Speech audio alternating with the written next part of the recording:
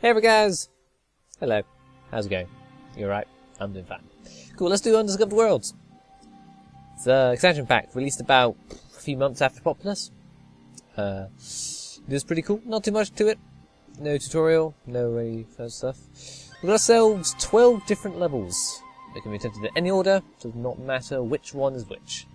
But of course, we're gonna do all in order. Starting with Aftermath. This takes place after the beginning. And this is a flyby mode that we can't even skip. We have to keep this in because of something rather special.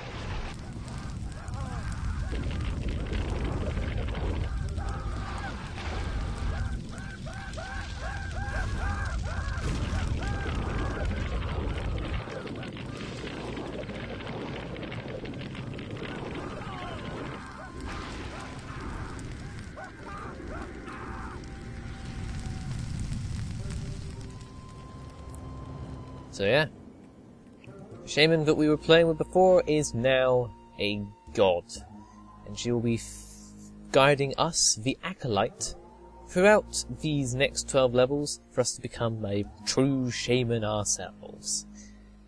And, well, for the action pose variant of death, got ourselves quite the damage that just happened, though pretty bad at firing off lightning spells, as I was, so fairly consistent in that regard.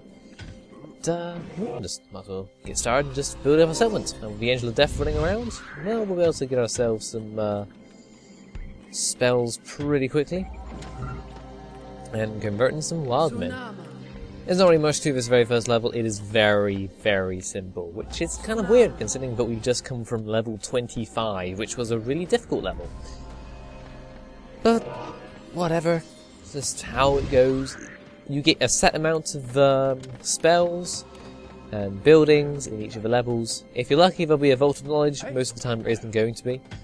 And you just got a certain task, and there's certain things you can do, and certain things you can't do. It's very all-inclusive in a way. And we'll be going through each of the 12 levels to see exactly what kind of cool concepts they came up with. And some of them work a hell of a lot better than others, and some are just downright terrible. There isn't exactly a difficulty curve itself, more as a difficulty, wavy, liney, graphy thing, you know, the ones that look cool. But praying about Obelisk on the hill, which you can actually walk to, you don't need some kind of Lambert spell, you don't even get in this level and never will do. We're able to raise up the lands in order to get to the Stonehead. And send over 3 braves to pray that Stonehead. And our reward will be a just tornado spell. We'll get 3 of those uses. And it's a fairly nice little thing. So not really a lot to it. As far as what the Dakini do, they do nothing. They'll attack you in the guard towers if you get a bit too close, but it's very hard to get close, such as the Dakini Shaman is doing now. Because the Dakini Shaman does something a bit weird that Dakini, or any real Shamans do, is that she patrols around.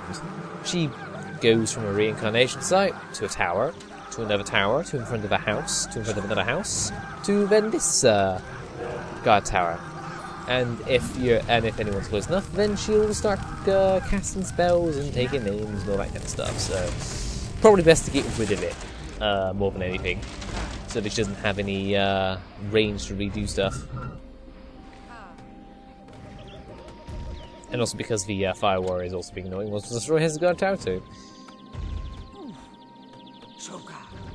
There's the point. Yeah, bastard. Then might as well wait for a few braves to be in there before sacking them all up and spitting them all out. Wasn't much fun. But there's no way to the Dakini settlement until you pray at the obelisk. And the Dakini are just not going to attack you, they have no way to attack you. For most of these levels, the enemy will have the same spells that you do. So the Dakini only has Swarm and Lightning to really attack you with. She can murder a few Braves to begin with, but honestly there really is not much to this level. Build up a small force and then go over and kick their asses. They do have a fairly sizable amount, but they don't have much anymore since our shaman completely annihilated them beforehand.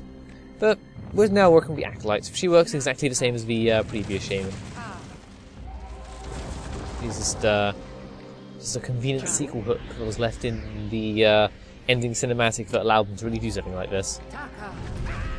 Because as far as the Populous 1 and 2 games go, it doesn't really make any sense for there to be a continued shaman. So something happened to this acolyte between this game and the next ones. And we never find out. Ooh. Okay, she'll just start moving about, but when you actually start attacking the Dakini, they'll all start running towards the guard tower and then start running towards us. It's kind of weird the way they do things, but probably stop them from there. Yeah, they're just running towards the other guard tower for some reason. It's really weird, but regardless, because of their indecision, it's fairly easy to divide them all up and smack them all about a bit. Make sure the King Shaman ain't doing too much. We really don't need to do much. But overall, it's pretty much the same as we've been doing these past 25 levels. There are a few variations to what we're going to be doing, but for the most part we are going to be raising up an army and destroying the settlement. But it's something different. The Undiscovered world is something that I haven't really played a huge amount. I've completed these levels about maybe 2-3 times. Some levels I haven't even completed, but I believe as of this recording, I have completed every single level at least once. So if any levels that I'm unsure about, I will practice them beforehand just so I know exactly what I'm doing, what the enemy will do, what the stoneheads do, that kind of stuff. So you'll still get the exact same kind of thing, but I won't be like as I was in, say, level 9, when I was expecting an attack from this certain direction, or expecting a spell to be cast from here. Haven't played through these levels like I have done for the past 10 years of the previous ones. So, regardless, it's something that I got into about 2-3 years ago, and well, they are very enjoyable themselves, and there are some cool concepts introduced within. These take place about a year or so after the original game, so there was time also to make some new stuff. There are some new things in this expansion, which I think is pretty cool. So we definitely will be showing them off. For the most part, we're just going to be taking down the remaining of the Dakini. So they've got a few fire warriors here and there. Thankfully they died due to a single blast hit, which is rather nice. The amount of spells we have is kind of limiting. It will vary wildly which spells we get in which level and that level. But for the most part, we'll have a fairly small amount of spells. These levels are pretty much puzzle levels. You're supposed to deduce the kind of spells that you have in order to figure out what you're meant to be doing. But regardless, one last lightning hit is going to end the level. So, fairly short one, but it's a nice little introduction to exactly what we're going to be coming up against. And as far as level design goes, it's nice and easy. Bit basic, nothing really too much, but well, it's still kind of nice. And so, no kind of cool solar system diorama, because we probably didn't have time for that. We're going to be heading towards level 2 lava flow. See you guys then.